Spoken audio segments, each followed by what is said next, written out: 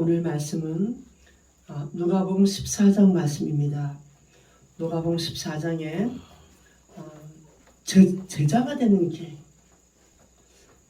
25절부터 말씀을 보려고 합니다. 예수 믿고 나면 제일 먼저 예수 믿고 구원을 받게 됩니다. 구원을 받게 되면 구원받은 자의 삶을 살게 됩니다. 옛사람 벗어버리고 새 사람이 되어서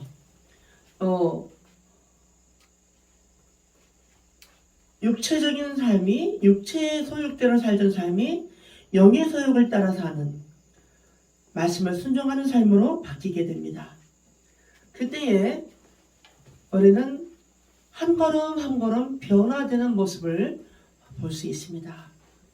오늘 예수님을 만나서 성장하고 성숙하고 제자의 반열에 되기까지 오늘 누가복음의 앞에 있는 말씀을 통하여 좀 자세하게 말씀을 나눌까 합니다. 누가복음 11장에 보면 첫 번째 제자가 되려면 27절에 누가복음 11장 27절에 복이 있는 자가 됩니다. 예수 믿고 나서 구원받은 자의 삶 자체가 복이 있는 자로 바뀌어집니다. 그래서 예수께서 이르시되 오히려 하나님의 말씀을 듣고 지키는 자가 복이 있느니라.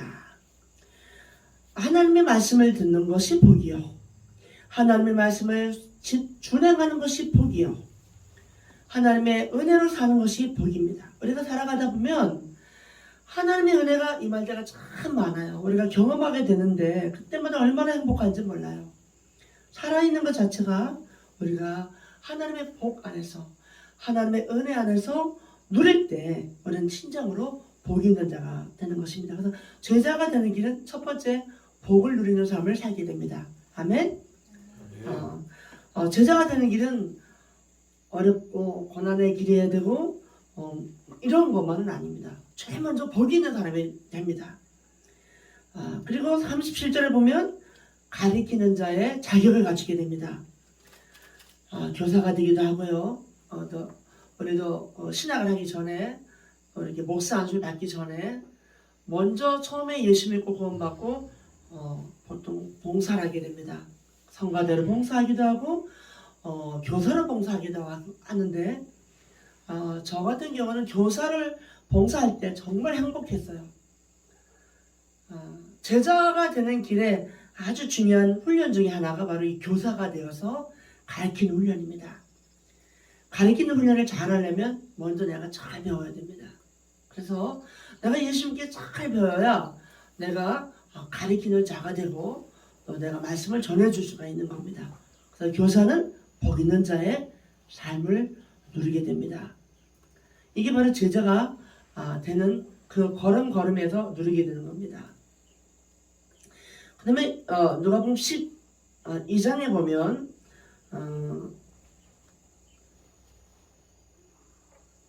8절에 보면 내가 또한 너에게 말하노니 누구든지 사람 앞에서 나를 시인하면 인자도 하나님의 사자들 앞에서 그를 시인할 것이요.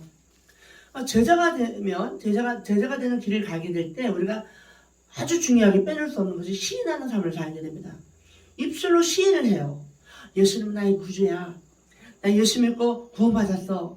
나 예수님 너무 사랑해. 난 예수님이 너무 좋아. 하고 입으로 자꾸만 예수님을 시인하는 그런 삶이 살게 됩니다. 예수님은요, 입으로 말하는 걸 굉장히 중요하게 생각합니다. 제가 그때 성문이가 그 사람들 앞에서 말할 때 굉장히 그 중요하다고 제가 지적한 적이 있죠. 뱉으면 안 될 말을 뱉었어요. 그는 하나님이 들으시고 사람이 듣는 거예요. 입으로 시인하는 게 얼마나 중요한지 몰라요. 함부로 말하면 안 될 말을 하면 안 되고 제자로서의 우리가 제자의 깊은 단계로 올라갈 텐데 제자로서의 합당한 말을 하실 때 우리가 하나님을 기뻐하는 그런 삶을 살게 되는 거예요. 그래서 시인한다는 걸 굉장히 중요합니다. 특별히 하나님 앞에서도 시인해야 되지만 사람들 앞에서도 이 시인하는 이 언어가 매우 중요합니다. 말이 얼마나 중요한지 몰라요. 말이 어디서 나옵니까? 마음에서 나오는 거예요. 말이 생각에서 나오고 생각은 마음에서 나오는 거예요. 그래서 이 말이 그 마음을 표현하는 거예요. 얼마나 말이 중요한지 몰라요. 특별히 우리가 뱉어내는 말, 뱉어내는 말이 이게 시인하는 이 말이 매우 중요한 거예요. 우리가 아침에 눈 뜨면 예수님 사랑합니다, 아버지 감사합니다 라고 고백하면 시인할 때 아침에 찰나란 영적 아침이 열리는 겁니다. 아멘. 제자가 되어서도 이런 삶을 살지 않으면 계속해서 하나님을 실망시키는 사람이 되는 거예요. 그리스도인이 되었는데도 그리스도를 시인하고 하나님을 시인하는 그런 입술의 말이 아니라 정말 마음을 아프게 하는 그런 언어들이 나온다면 그는 많이 부족한 겁니다. 또 이 부자 비유에서 누가복음 12장에 15절에 보면 모든 탐심을 물리쳐라. 제자가 되는데 가장 중요한 것이 이 영혼 관리인데 탐심을 물리쳐야 되는 거예요. 이 탐심 문제가 해결하지 않으면 언젠가는 망하게 돼 있어요. 언젠가는 예수를 배반하게 돼 있어요. 입으로 배반하고 마음으로 배반하고 행동으로 배반하고. 가룟 유다에는 뭐가요? 왜 배반했어요? 왜 예수님을 배반했어요? 뭐 때문에? 명예의 영광, 애국이라는 이름으로 정치적 메시아를 기대했던 거예요. 예수님은 정치적인 메시아가 아니에요. 예수님은 정치적인 메시아가 아니라 그리스도예요. 그리스도. 기름 부음 받은 자로서의 그 영혼 구원함, 그 영적 그런 메시아의 우리 모든 인류를 구원하는 그런 메시아지, 정치적으로 나라를 살리고 민족을 살리고 여기로 한정된 메시아가 아닌 거예요. 그때 가룟 유다는 그 부분에서 이 탐심이, 정치적 이 갈망과 이 나라를 민족을 구원하려는 그 갈망의 탐심이 예수를 배반하는 결과를 낳게 된 거예요. 여러분, 우리가 이 정신적인 탐심이나 영적인 탐심이나 육체의 탐심이나 어느 부분에서든 탐심은 예수를 배반하게 되어 있어요. 정말 예수를 실망시키는 겁니다. 우리 제자의 길을 가는 사람들은 이 탐심을 아주 조심해야 됩니다. 그래서 먹는 것도 탐심이 개입이 되면 육체를 망쳐버리는 거예요. 부자들이요, 돈이 많으니까 많이 먹어요. 잘 먹어요. 시큰 먹을 거 먹다가 나중에 후회하는 게 뭔지 아세요? 당뇨 오죠, 혈압 오죠, 별거 많이 와요. 그래서 뭐예요? 보리밥 먹고 있다니까요. 밥을 한 주먹 먹고 있어요. 그렇게 돈이 많고 그 모든 걸 다 갖추고 있어도 내 마음대로 탐심으로 막 먹다 보니 몸 관리가 안 돼서 보리밥 먹고 있고, 누룽지 한 주먹 끓여서 먹고 있고. 나는 누룽지 끓여 먹는 게 제일 편하대. 너무나 탐심으로. 물론 다이어트로 하는 사람도 있겠지만, 여러분, 이 탐심이 우리에게는 매우 물리쳐야 할 주요 명분입니다. 그래서 특별히 제자가 될 사람은 21절에 보면 자기를 위해서 재물을 쌓아주지 않습니다. 재물을 써도 예수의 이름으로, 재물을 쌓아줘도 다 자기를 위해서 쌓아두면 안 되는 거예요. 예수님을 위해서 쌓아주는 거예요. 헌금을 해도 나를 위해서 헌금을 하면 안 되는 거예요. 예수님을 사랑하기 때문에 헌금을 하다 보면 하나님의 응답으로 우리에게 축복하시고 부어주시고 풍성하게 하시고 채우시는 거예요. 그런데 모든 것 자체가 나 중심으로 나를 위해서 하면 열매가 없어요. 하나님이 감동하지 않습니다. 특별히 제자의 길은요, 이 29절에 무엇을 먹을까? 무엇을 마실까? 이거로 연연하지 말라. 무엇을 입을까? 여기에 연연하지 말라는 거예요. 아버지가 다 책임지는 것을 경험하고 체험하면서 이 길을 가게 되는 것이 제자들이 가는 길이에요. 그래서 이 무엇을 입을까? 이거 하면요, 예수님의 제자들이 이거 생각했으면 예수님이 제자의 길을 못 갔어요. 물론 그들은 학식이 많아서도 아니고 갈릴리의 어부들이 다 이 제자의 길에 부름 받았는데 이들이 먹을 거 입을 거 이거 챙겼으면 어떻게 예수님을 따라다니겠고 어떻게 예수님과 함께 동행하겠습니까? 예수님은 쌀을 쥐고 가는 사람이 아니었어요. 먹을 것을 이렇게 끌고 다니는 사람이 그런 분이 아니셨어요.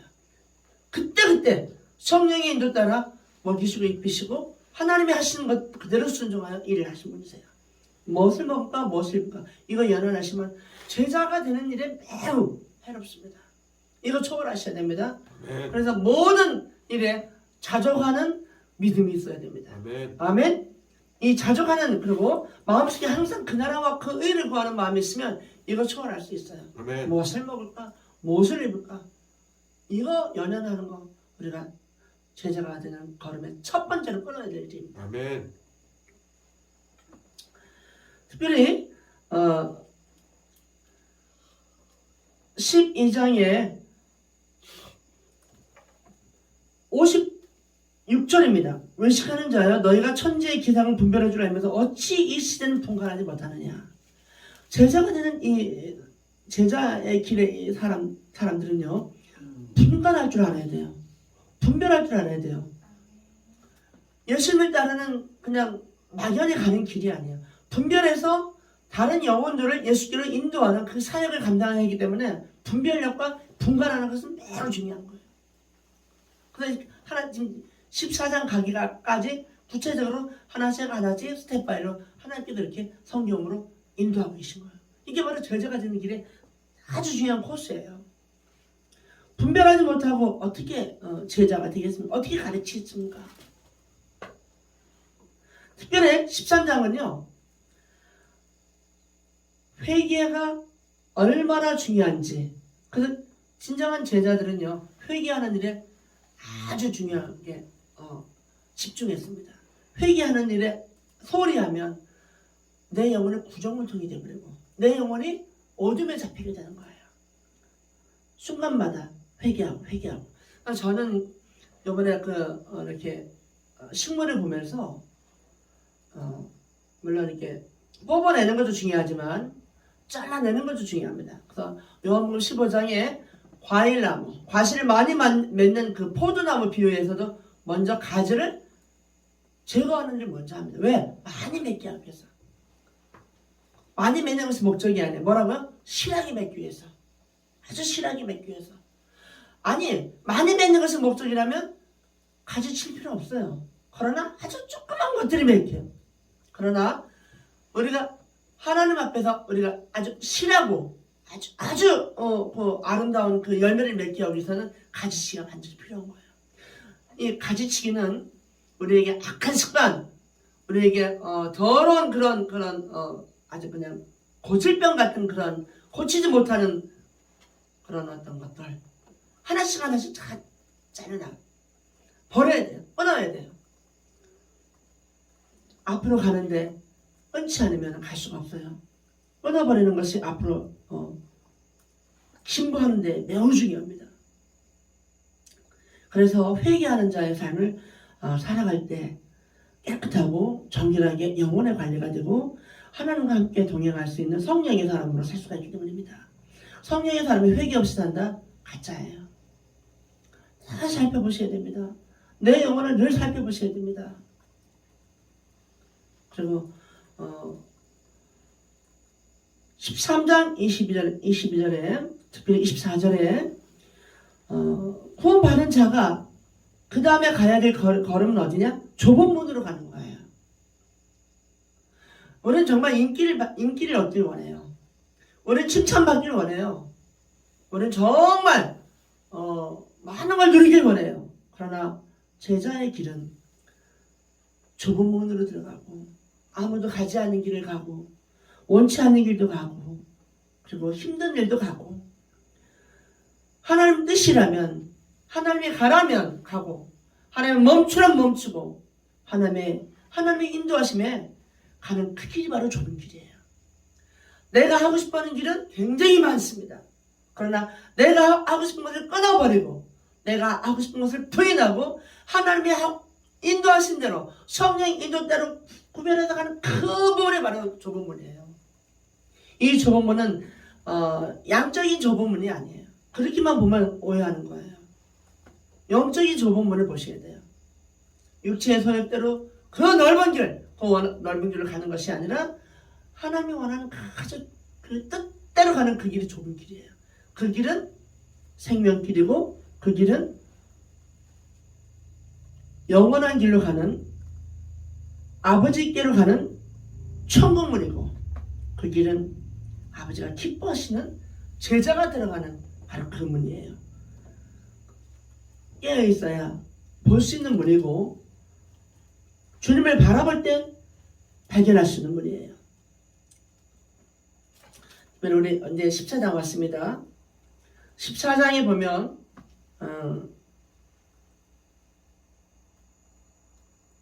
7절에 보면 청함을 받은 사람의 자세가 나와 있습니다. 여러분이 제자가 되는데 가장 중요한 게 뭔지 아세요? 겸손이에요. 근데 어제 좀 청함을 받고 초청받았을 때 높은 자리에 앉으려고 그러고 마음이 높고 그 다음에 가장 중요한 자리에 앉으려고 그러고 그런 것이 얼마나 위험한가. 10절에 보면 청함을 받았을 때 차라리 가장 끝자리에 앉으라. 이게 우리가 구원받은 자로서 제자가 되는 그 길의 겸손한 태도예요. 11절에 무릇 자기를 높이는 자와 낮아지고 높이는 자는 낮아지고 자기를 낮추는 자는 높아지리라. 항상 자기를 낮추는 삶. 이게 깨어있지 않으면 안 되거든요. 그리고 내가 영적으로 분별해 있지 않으면 이게 안 되는 거예요. 왜? 우리는 육체의 삶을 살기 때문에 무조건 내가 인정받길 바라고 내가 잘 높임받길 원하고 내가 우월받길 원해요. 그래서 대화할 때도 보면요. 교만한 사람은 어떻게 반응하는지 아세요? 절대로 대화에 초점이 되지 않으면 참을 수가 없어요. 한 10여 명이 있는데 그 대화의 시선이 다 나한테 와야 되고 초점이 나한테 와 있어야 되고 머릿속에 내가 있으나 마나한 존재로 있는 걸 용서를 못해요. 그게 교만한 자의 특징입니다. 근데 우리는 어때요? 거의 다 그걸 원해요. 무시받는 거 싫고요. 내가 없는 것처럼 있는 것처럼 그것처럼 제일 비참한 게 없어요. 여러 명 속에 내가 있으나 마나한 모습으로 있고 내가 없는 것처럼 있고 그런 것들이 용서가 되지 않는 그 상태가 바로 교만한 상태예요. 여러분 높은 자리에 앉는 게 얼마나 기분 좋아요? 그러나 낮추는 자리에 앉는 게 얼마나 힘든지 몰라요. 내가 낮아져 있지 않으면 내가 겸손하지 않으면 이 낮추는 걸 할 수가 없어요.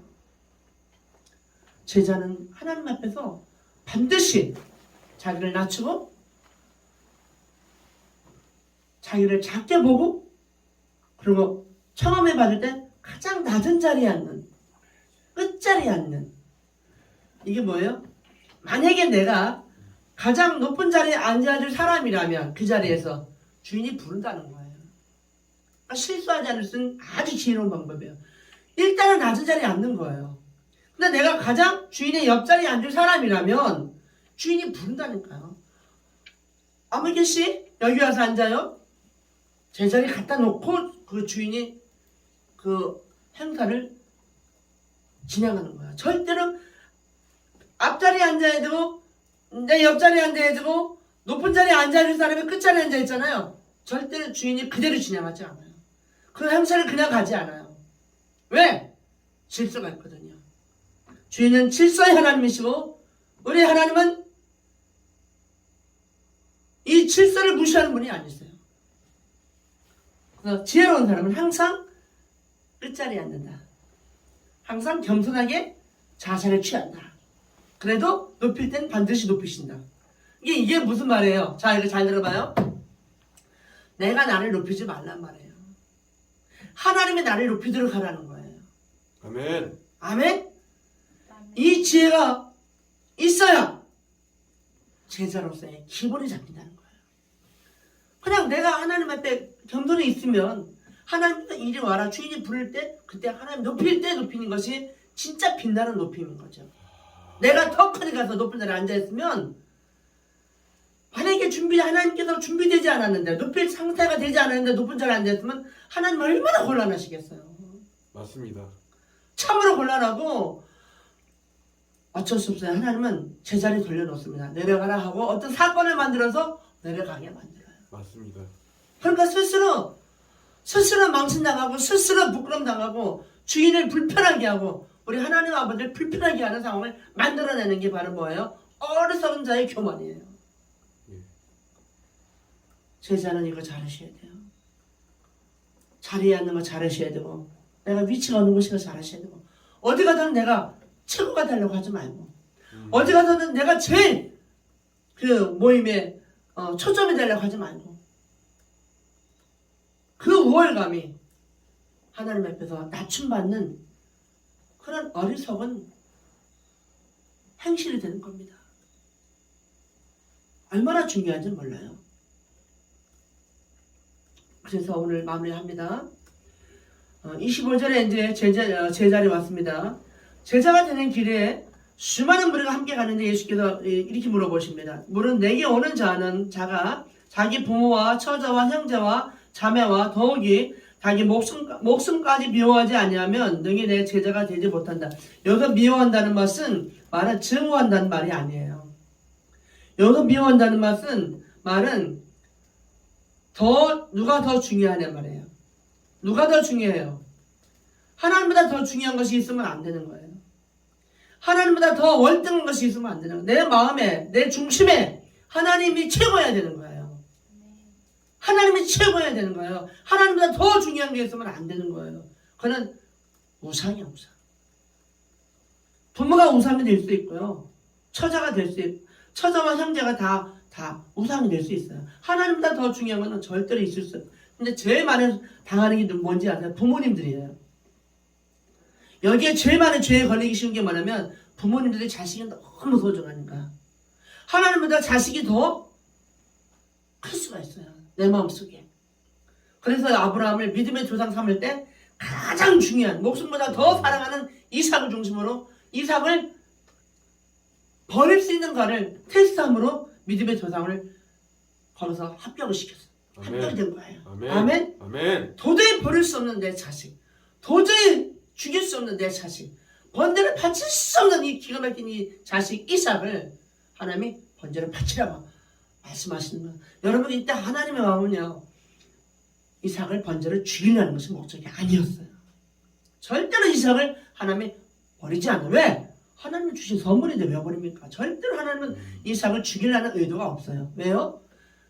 죽이려는 것이 의도가 아니라 번제를 바치는 것이 목적이 아니라 바칠 수 있느냐 이거예요. 이것이 목적이지 하나님께서 약속해서 아브라함과 사라에게 준 이 아들을 하나님이 또 뺏어가고 죽이겠어요? 아니에요. 하나님 그런 하나님이 아니세요. 네가 네 사랑하는 이 아들보다 이삭보다 날 더 사랑하느냐 이거 합격해야만 믿음의 조상이 되기 때문에. 왜요? 이게 바로 누구 마음이에요? 아버지 마음이거든요. 사랑하는 아들 예수를 내가 정말 생명보다도 사랑하는 내 아들 예수를 이 땅에 보내서 죽여야 되는데 네가 이 마음 하느냐? 이거 네가 알아야 네가 믿음의 조상이 될 수 있다 이거예요. 그래서 믿음의 조상이 되는 아주 중요한 테스트로 자식을 버릴 수 있는, 그래야 아버지의 심정을 알거든요. 하나님 아버지 이 땅에 예수를 보내서 죽여야 하는 그 아버지의 심정을 알 수 있어야 믿음의 조상이 되거든요. 아멘. 그거 패스하지 못하면 어떻게 믿음의 조상이 되겠습니까? 그게 바로 더 사랑하지 않는 거예요. 연애를 해도 애인이 하나님보다 더 사랑하면 안 되는 거예요. 자식이 있어도 하나님보다 더 사랑하면 안 되는 거예요. 믿음의 길, 아브라함이 가는 그 길을 따라가는 사람들, 제자의 길을 가는 사람은 하나님보다 더 중요한 게 있으면 안 돼요. 더 사랑하는 게 있으면 안 되는 거예요. 저는 자녀들 키울 때 저는 자녀를 무지무지 사랑합니다. 정말 아낌없이 사랑합니다. 그러나 나는 이 마음을 알기 때문에 자녀들이 오해할 때가 참 많았어요. 첫째나 둘째나 셋째나 다 외국 나가 왔는데 한별이 막내 외국에 보내서도 저는 냉철했습니다. 그래서 애들이 우리 엄마 혹시 계모 아닌가? 우리 엄마 친엄마 맞나? 전화해서 알아보고 막 전화해서 이거 안 했어요. 그럼 하나님께 이렇게 말했어요. 하나님, 저 자식이 내 자식입니까? 저 자녀는 내 자식이 아닙니다. 하나님 겁니다. 미국에 있고 멀리 있는데 내가 손이 안 갑니다. 내가 걱정한들 내가 뭘 할 것이며 내가 뭘 도와줄 수 있는 능력은 나한테는 제로입니다. 하나님이 하실 수 있습니다. 하나님께 의탁합니다. 하나님 자식입니다. 하나님 책임질 걸 저는 믿습니다. 그리고 불안하지도 않고 걱정하지도 않고 너무너무 편안하게 애들 외국에 있을 때 저는 지냈습니다. 왜? 내 자식이 아니니까. 누가? 진짜 아버지가 돌보시니까. 진짜 아버지가 계신데 내가 왜 걱정해요? 이걸 뭐라 그래요? 월권이라 그래요. 진짜 아버지가 있는데 유모가 진짜 아버지보다 더 잘난 척하는 거, 이거 월권이에요. 저는 주제 파악을 한 겁니다. 에스더 호주에 있을 때도 마찬가지고 지금 말이 미국에 있어도 내가 그 걔들 때문에 막 걱정하고 막 마음 고생하고 막 이러지 않아요. 하나님 자식입니다. 하나님 책임질 걸 믿습니다. 하나님 하실 걸 저는 믿습니다. 그래서 사랑하는 것이 내가 우상이 되지 않도록, 사랑하는 자식이 하나님보다 더 사랑스럽지 않도록 저는 그거를 굉장히 중요하게 생각하고 그 부분에서 하나님께 죄 짓지 않으려고, 하나님께 자식들이 우상이 되지 않게 하려고 많이 깨어있어야 했습니다. 여러분, 제자는 더 사랑하는 게 있으면 안 됩니다. 아멘? 아멘. 아멘? 아멘. 더 중요한 게 있으면 안 돼요. 하나님보다 더 중요한 게 있으면 안 돼요. 하나님보다 더 사랑하는 게 있으면 안 되고, 하나님보다 더 소중한 게 있으면 안 돼요. 하나님만 소중하시고, 그 다음에는 다 뭐예요? 내게 맡겨진 사명이에요. 내게 맡겨진 자녀들이고 내게 맡겨진 청지기 사명으로 살아가는 거예요. 목회도 내 겁니까? 아, 천만에요. 목회도 하나님이 내게 맡겨주신 청지기 사명이에요. 그래서 목회가 잘 되고 못 되고 그걸 맡고 그거 가지고 자살하고 그럴 필요 없어요. 그 사람의 사명 따라 그 사람의 분량만큼 하나님이 하시는 거예요. 그래서 늘 그냥 모든 걸 감사로 받으면 버릴 게 하나도 없어요. 목회가 잘 돼서 감사합니다. 목회가 잘 안 돼서 감사합니다. 자녀가 잘 돼서 감사합니다. 자녀가 어려움이 있어서 감사합니다. 모든 걸 감사를 받으면 하나님 손에 올려드리는 고백이 될 수 있다는 거죠. 27절에 누구든지 자기 십자가를 지고 나를 따르지 않는 자도 능히 내 제자가 되지 못한다는 거예요. 제자는 뭐예요? 예수님이 진 십자가를, 각자 십자가가 있잖아요. 그 십자가를 지고서 따라야 돼요. 십자가의 가장 하이라이트가 뭡니까? 자기 부인이에요. 나는 죽고 예수 그리스도만. 아멘? 아멘. 나는 죽고 예수 그리스도만. 근데 제자가 돼갖고 나는 계속 나는만 말하는 사람이 있어요. 계속 자기를 키우려고 그러고 계속 자기를 드러내려고 그러고 계속 자기를 자랑하려고 그러면 그건 제자 아니에요. 이미 그건 자격이 없는 거예요. 다시 시작해야 돼요. 제자는 자기 주장하면 안 되고 자기 자랑하면 안 되고 자기를 내세우면 안 돼. 하나님 앞에서 늘 하나님만 드러내야 돼. 이게 자기 부인이 되지 않는 사람은 육체가 드러나서 하나님의 원수가 되는 짓을 골라서 한단 말이에요. 로마서 8장의 6절에 보면 하나님의 원수가 되는 짓을 한단 말이에요. 육체의 소욕대로 살면 하나님의 원수가 되는 거예요. 그래서 십자가를 지고 나를 따르지 않는 자는 능히 내 제자가 되지 못한다 그랬어요. 십자가 지고 예수를 따르는 자, 자기 부인하며 예수를 따르는 자, 이게 진짜 제자의 길입니다. 그 다음에 33절에 누구든지 자기의 모든 소유를 버리지 아니하면 능히 내 제자가 되지 못한다. 이건 무슨 말이에요? 자기 저금통에 돈 다 꺼내다가 다 버리라는 뜻이에요? 무슨 뜻이에요 이게? 버린다는 말은 무슨 말이에요? 더 중요하지 않은 거예요. 만약에 재물이 있어도 예수님 이름으로 쓸 수 있는 자세예요. 이걸 갖다 쓰레기통에 넣으면 어떤 사람은 정말 쓰레기통에다 돈을 넣어. 그거 아니에요. 모든 것은 하나님 것이기 때문에 하나님이 영광을 위해서 쓸 수 있는 그 지혜, 그 경지예요. 그래서 하나님 앞에서 언제든지 버릴 수 있는 그 자세. 그러니까 하나님보다 더 소중한 게 없어야 돼요. 아멘. 여기서 버린다는 것은 보이는 버림이 아니라 영적인 버림, 정신적인 세계의 버림이에요. 더 이상 중요하지 않단 말이에요. 하나님보다 더 중요한 게 없단 말이에요. 아멘. 클리어. 그래서 하나님 앞에 더 하나님을 가로막게 하는, 하나님께로 가는 것을 가로막게 하는 것이 없는 상태예요. 깨끗한 상태. 하나님과 나의 관계가 깨끗한 상태예요. 이게 버린 사람의 그 영적 상태예요. 그래서 버린 사람은 얼마나 마음이 개벼운지 아세요?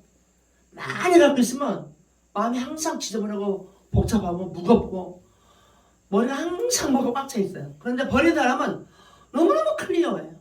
너무너무 가볍고 아주 시원하고 맑고 청아해요. 우리 가을 하늘 얼마나 청아합니까? 가을 하늘 거기에 구름이 가득 차 있어 봐요. 절대로 청아함을 못 느껴요.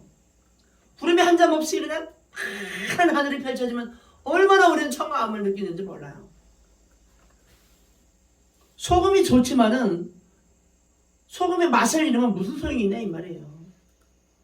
소금이 짜게 하는 것은 뭐예요? 왜 짜게 합니까? 첫째로 간을 맞추고 부패를 막으려고 그래요. 그래서 오늘 생선 이렇게 많이 잡았는데 저장할 길이 없으면 소금에 절여 넣잖아요. 많이 써봐요. 부패를 막기 때문에. 지금 시대가 발전해서 안시 박스에다가 그 안시를 넣어갖고 이렇게 신선도를 유지하지만 옛날에는 그런 거 없어요. 얼음이 어디 있어요. 그러니까 소금으로 부패를 막았던 거예요. 우리가 소금이 부패를 막는 건데 맛을 잃는다면, 짠맛이 없다면, 이 말은 뭐예요? 그리스도인이 그리스도의 맛이 없다면 가짜라는 거죠. 썩게 되어 있어요. 그리스도인이 그리스도의 맛이 없으면 썩는 거예요. 부패가 일어나는 거예요. 그래서 제자로서의 정말 부끄러운 모습을 보이게 되는 거예요. 목사님들이나 또 장로, 권사, 또 모든 집사님들이나 모든 성도들이 또 성가대나 교사나 직분자들이 이 맛을 잃어버리면, 그리스도의 맛을 잃어버리면, 소금의 맛을 잃으면 쓸모없듯이 그리스도인이 그리스도의 맛을 내지 않으면 쓸모없는, 버림받는, 또 버리잖아요. 땅에도 거름도 쓸데 없어지는 거예요. 땅에도 쓸모없고 거름에도 쓸모없는 거예요. 내다 버리는 존재가 되는 거예요. 그러니까 그리스도인이 그리스도의 맛을 내지 않으면, 그리스도의 냄새가, 그리스도의 향기가 나지 않으면, 그리스도의 생명이 비춰지지 않으면 하나님을 쓸 수가 없단 말이에요. 제자로 쓸 수가 없는 거예요. 제자를 품을 것만, 제자를 키우길 것만 맛을 내지 않으면, 마지막에 이 맛을 내지 않는 거로 마무리하고 있어요. 14장이. 여러분, 제자는 제자의 맛이 나야 돼요. 그리스도인은 그리스도의 맛이 나야 돼요. 그래서 생명과 성령의 향기가 나야 돼요. 말을 해도 하나님 인도하심을 받자, 성령 인도하심이 있을 거야, 뭐 이런 말을 자꾸 해야지. 내가 시킨 대로 해, 내 생각은 이래, 이렇게 하자. 자기 생각을 자꾸 드러내면 육체의 맛만 나오는 거예요. 그러면 하나님이 버려요. 제자는 이런 사람 제자로 쓸 수가 없어요. 맨날 자기 생각대로 하고 자기 경험을 하고 자기 고집만 부리고 이런 사람 어떻게 제자로 쓰겠어요. 성령의 인도하는 대로 합시다. 우리 한번 기도합시다. 하나님 뜻을 물어봅시다. 하나님이 인도하심이 있을 겁니다. 성령께 그렇게 하실 거. 계속 성령님, 예수님, 하나님 이런 어떤 그 인도함을 받으려고 해야지. 이게 제자의 맛을 내는 거지. 말을 해도 계속 내 생각은 이래, 이렇게 해. 이거는 아닌 거예요. 그럼 뭐요? 내다 버리느니라. 맛을 잃었기 때문에. 오늘도 추석을 맞이해서 지금 온 우리나라가 지금 명절 분위기로 좀 오늘 아마 주일이 진행되고 있을 겁니다.